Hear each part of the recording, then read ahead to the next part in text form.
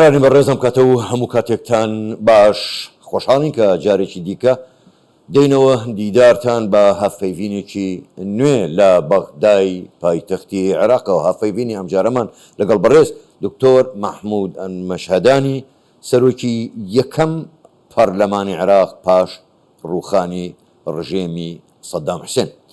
دکتۆر مەحموود ئەلمەشهەدانی سەرۆکی یەکەم خولی پەرلەمان دوای ڕووخانی ڕژێم سەدام، بەخێر بێیت بۆ ئەم چاوپێکەوتنە لەگەڵ کەناڵی کوردستان 24 تەلەڤیزیۆن کوردستان 24. بەخێر بێنەوە سڵاو لە بینەرانتان. با لە یاسای نوێی هەڵبژاردنەکانەوە دەست پێ بکەین. دەگوترێت یاساکە شکستە بۆ دیموکراسی لە عێراق. بە پێچەوانەشەوە هەندێک دەڵێن یاساکە باشە. ڕات چییە لەسەر ئەمە؟ هەموو شتێک باش و خراپی هەیە. ئەگەر خراپیەکانی زۆرتر بوو بە خراپدا دەنرێت. ئەمە بە جۆری زۆرینە. بەڕای من وەڵامێن پرسیارە یەکوشێ. من کاندیدی باکووری باغدام لە گەڕێکی جامعە نیشتەجەم. وأسكن في حي الجامعة فزوجي تمام الحق تنتخبني.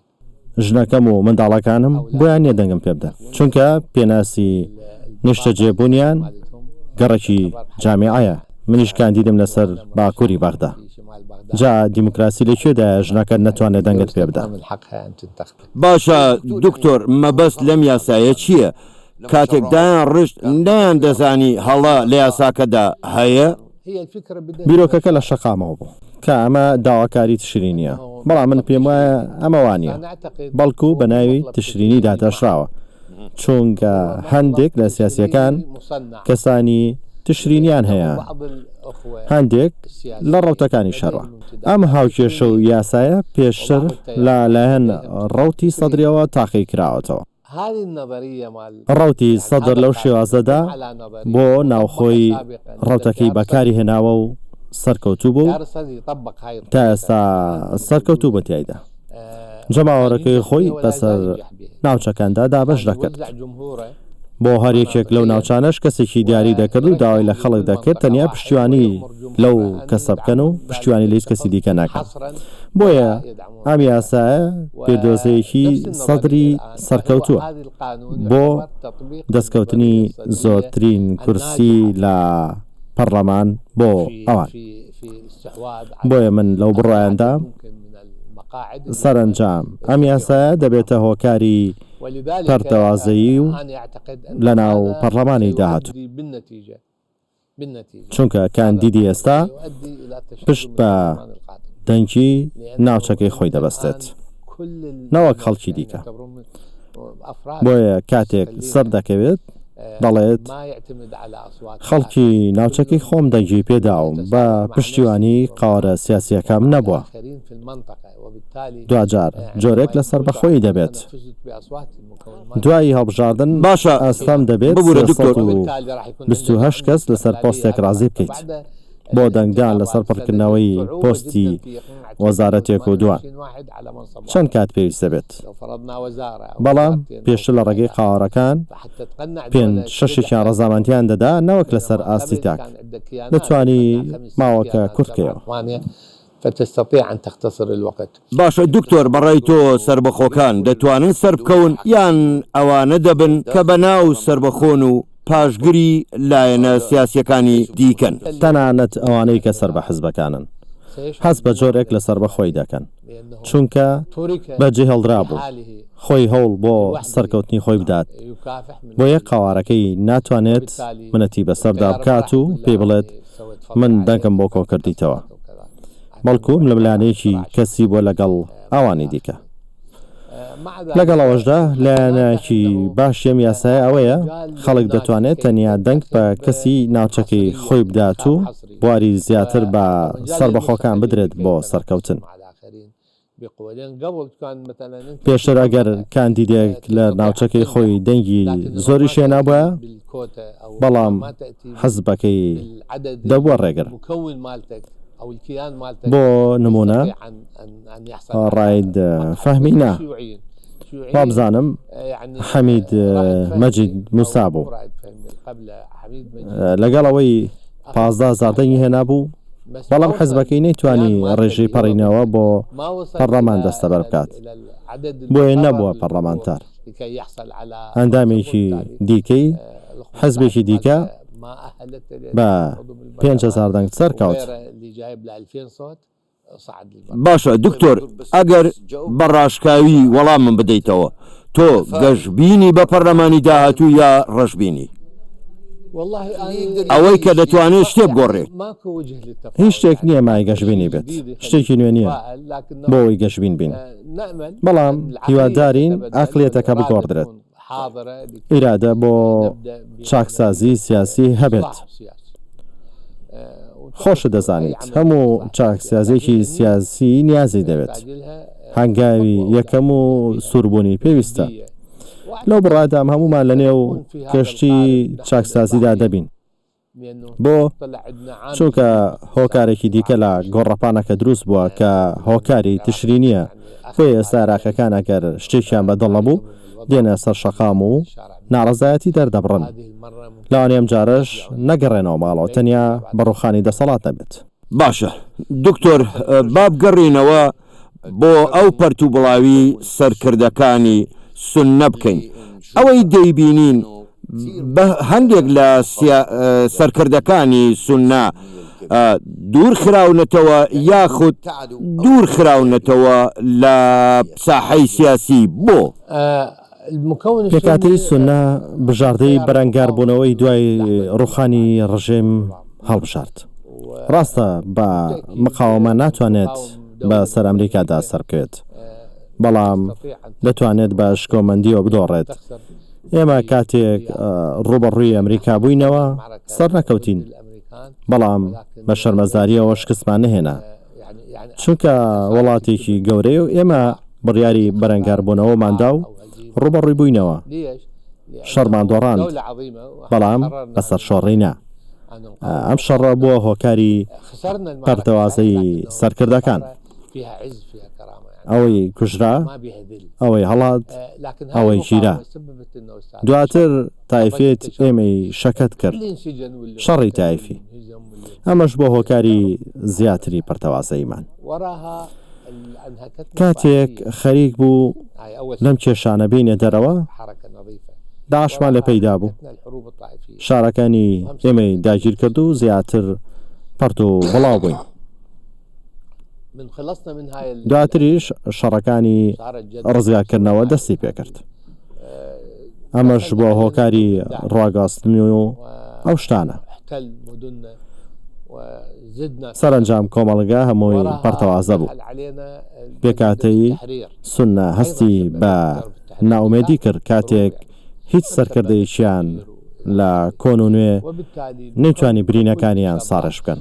والمجتمع السني يشعر بالإحباط أنه لم يرى قائد من قادات القدامى أو الجدد من استطاع أن يضمد جراحه بل بالعكس يعني بەپێچەوانەوە ئەوەی برینەکانی ساڕێش کرد لە پێکاتەکانی دیکە بوون ئێستا سەرکردایەتێکی کۆنی پەرتەوازە و جەماوەری لەدەستداوە نەیتوانی خۆیان لە نێو ئەو ئاڵۆزی و پەرش و بڵاوی پێکاتی سونەدا بدۆستەوە. سونە تووشی چەندین زەبری گەورە بووە کە بۆ هۆکاری وێرانبوونی ئێمە ئێستا خەریکە سەر و جەست هەی پێکاتەکە ڕێک دەخەینەوە.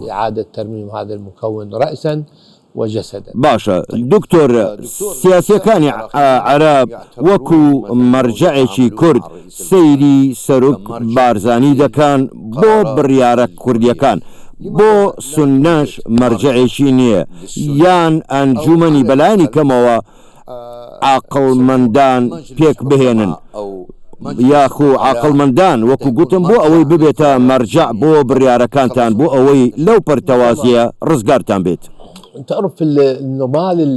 خەباتی مێژووی برانی کوڕوونە خەباتێکی دوور و درێژە ئەمە بۆتە هۆکاری دروستبوونی مەرجەعی سیاسی ئێستا مەرجەع سیاسیەکانی کوردیارن لە هیچە و لە دوای 2023 دروست نەبوون مەرجعی ئێمە دەسەڵات بوو ئەویشمانە دەستدا دواتر هەوڵماندا مەرجعیەتێک دروستکەین کە ناومان ئەنجومەنی شورای ئەهلی سوننە و جەماعە بەڵام بەهۆی ناکۆکی لەسەر سەرۆکایەتی شکستمان هێنا دواتر وەک باسم کرد کەوتینە ناو ئاڵۆزیەکانە و لە ئەنجامدا پرۆسەکانی ڕزگارکردنەوە هاتینە دەرەوە و هیچ سەرکردەیەکی هۆشیارمان نییە کە کێشەکان یەکلاهی بکاتەوە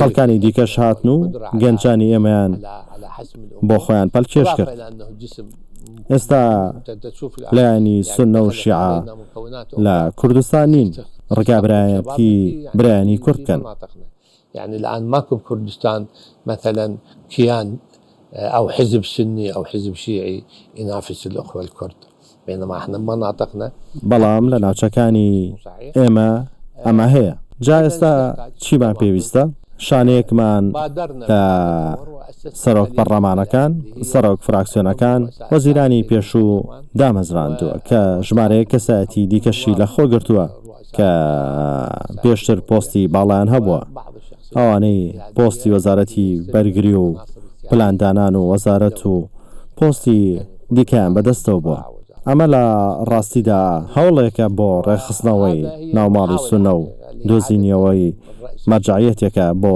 ئەم پێکاتەیە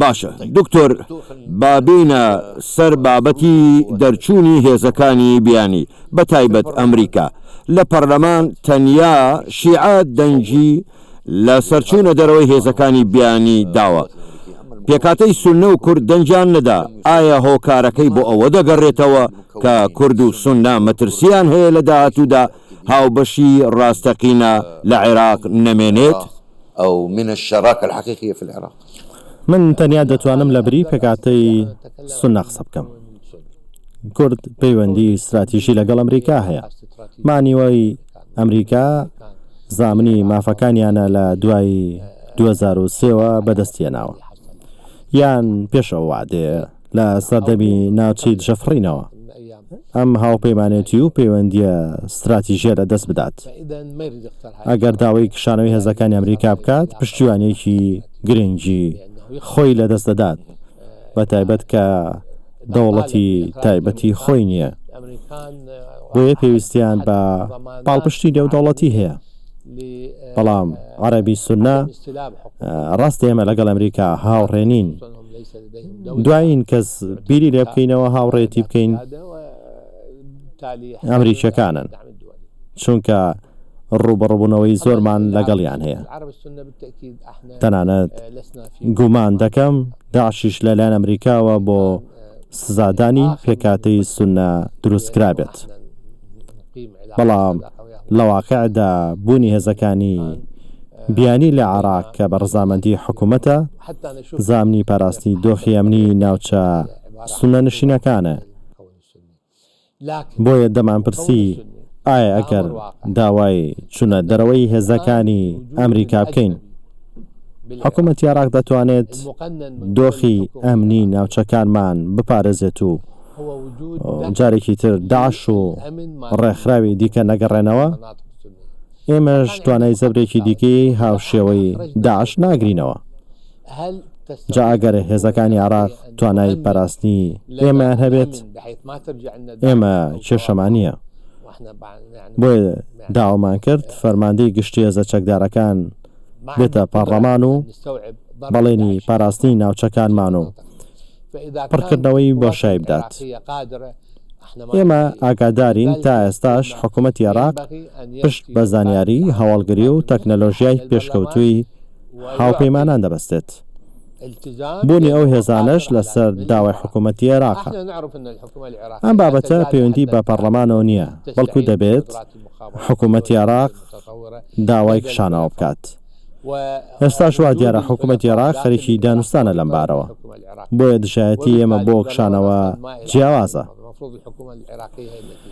برایانی کورد مانەوەی هاوپەیمانان بە گەرانتی پارێزگاری کردنیان دەزانن بە زامنی پاراستنی دەستکەوتەکانیان دەبینن.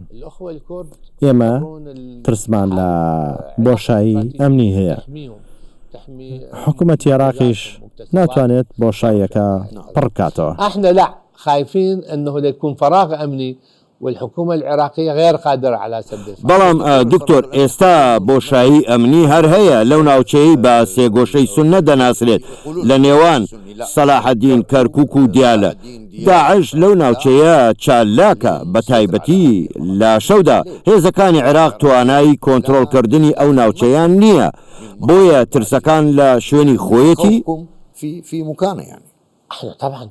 بەڵێ ترسمان لە شوێنی خۆیەتی تەنانەت لە ناوچەکانی دەوروبەری بەغداش. بۆیە بەڕاشکاوی دەڵێم سوننە مەرجایەتێکی دەسەڵات بەدەستی نییە. هەموو دەسەڵاتەکانمان بەدەست حکوومەتی عراقیەوەیە. سەرنجام ئێمەش سەر بە حکوومەتی عراقین. ئەگەر داوای چونە دەرەوەی هێزەکانی ئەمریکا بکات ئەمە پەیوەندی بەخۆیەوە هەیە. ئەگەر دۆخی ئەمنی شتێک بچێت ئەو لێ بەرپرسە. باشە گریمان هێزەکانی بیانی و هاوپەیمانان چوونە دەرەوە. ئایا پێشبینیەکەن پێکدادان لە نێوان پێکاتەکانی عێراق بە کورد و سوننە و شیعەوە سەر هەڵبدات؟ پێم وایە ئەم سیناریۆیەمان تێپەڕاند. باوەڕ ناکەم ئەمە ڕووبداتەوە. پێشە لەگەڵ برانی کورد لە کەرکووک پێکدادان هەبووە لە ئەنجامیشدا هیچمان دەستکەوتمان نەبوو. بۆیە پێویستە بگەڕێنەوە بۆ حکمی دەستور و گوێڕایاڵی بۆ مادەکانی دەستور وەک برا لە نێویەک وڵات بە یەکسانی و خۆشەویستیە بژین. هەروەها لە شەڕی تایفی نێوان عەرەبی سوننە و شیعە زیانی زۆرمان کرد. بۆیە جارێکی دیکەم سێ پێکاتەیە کورد سوننە و شیعە ناگەڕێنەوە بۆ ئەم سیناریۆیە. السنية والشيعية لن ترجع إلى هذا السيناريو. باشە دکتۆر دەستێوەردەکانی ئێران لە سەرجەم ناوەندەکانی دەسەڵات لە عێراق ئاشکرایە. پێشبینیتان بۆ نەخشەی سیاسی و کۆمەڵایەتی داهاتوو چییە دوای هەڵبژاردنەکانی عێراق؟ پێم وایە جۆرێک لە یەک نزیکبوونەوە لە نێوان پێکاتەکان دەبێت بە تایبەت لە نێوان سوننە و شیعە. بەرنامەیەک بۆ لە یەکتر نزیکبوونەوە نەوەک جیاوازی دادەنین. کار دەکەین بۆ ئەوەی دەوڵەت لە قۆناغی پێکاتەکانەوە بۆ دەوڵەتی هاوڵاتی بوون بگۆڕین. ئەگەر دەوڵەتی پێکاتی بۆ هاوڵاتی بوون بگۆڕین ئەوە وڵاتسەقام گیر دەبێت. بێگومان بە لە بەرچاوگرتنی تایبەتبەندی هەرێمی کوردستان ئێمە ئەوە دەزانین. طبعا مع خصوصية قديم كردستان احنا نعرف كل زين انه قديم كردستان هو ضيف الى ان تصير الدولة مالته احنا نعرف. هەرێمی کوردستان میوانە تا ڕۆژەی دەبێتە دەوڵەت. ئێمە چاکەمە دەزانین. بەڵام میوانێکی ئازیز و خۆشەویستە و خۆزگە زۆرترین ماوە لەگەڵمان بمێنێتەوە. وەکەوەی دەگوترێت ئەی میوان ئەگەر سەردانمان بکەی دەبینین تۆ خاوەن ماڵ و ئێمە میوانین. دەزانین باوەڕ و مێژ و جوگرافیا دەبێتە هۆکاری زیاتری پەرەسەندنی برایەتی. لەگەڵەوەشدا دوای ڕوخانی ئیمپراتۆرەتی عوسمانی تاکە گەلێک کە نەبووە خاوەن دەوڵەت کورد بوو. لە کاتێکدا عەرەب بووە خاوەنی 21 وڵات عەجەم و تورک دەوڵەتیان هەیە. هەموو نەتەوەکانی ژێر خەلافەتی عوسمانی بوونە خاوەن دەوڵەت تەنیا کورد نەبێت.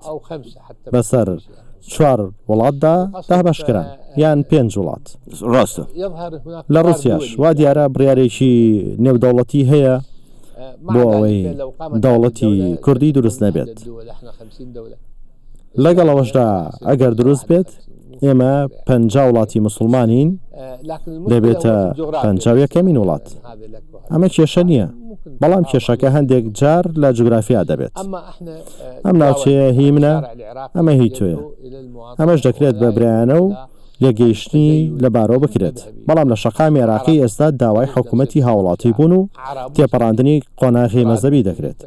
ئێمە عەرەبین بۆ باسی سوننە و شیعە بکەین. عەرەبی مسلمانین و کوردی مسلمانین بۆ ئێمە عەرەب بەسەر شیعە و سوننە خۆمان دابەش بکەین. ئێستا کورد ناڵێ کوردی سوننە و کوردی شیعە. بۆیە دەبێت بگەینە ئەو بڕواایە ئەم جیاوازیە نەمێنێت چونکە پیاو بە هاوڕێکەوە پیاوە. من لەو بڕایدام بە سونە و شیعە بەم شێوەیە پێناسە بکەن. شیعە وەک گازی هایدرۆژین ئاگەر دەگرێت، سونەش وەک ئۆکسجین یارمەتی دەری سووتانە. ئەمە بەهۆی کەلتورەوەیە. بۆیە ئەگەر هەر بڵێین H2O2 ئەوە هەریەکەمان ئەویتر دەسووتێنێت، بەڵام ئەگەر ڕێبکەوین دەبین بە H2O دەبینە ئاو دوجار عێراق بەبێ ئەم هاوکێشەیە سەقامگیر نابێت. دکتۆر محمود المەشەدانی سەرۆکی پێشووتری پەرلەمانی عێراق، یەکەم سەرۆکی پەرلەمان دوای 2003. زۆر سپاس بۆ ئەم چاوپێکەوتنە زۆر جوان و سەرنجڕاکێش و ڕاشکاوە. بۆ لەگەڵ دکتۆر مەشەدانی سپاس بۆیەوە. بەڕێزان بەم جۆرە هەفەیبینی ئەم جارشمان کۆتایی پێهێنا تا هەفەیبینێک و دیدارێکی نوێ. شاد و بەختەوەربن.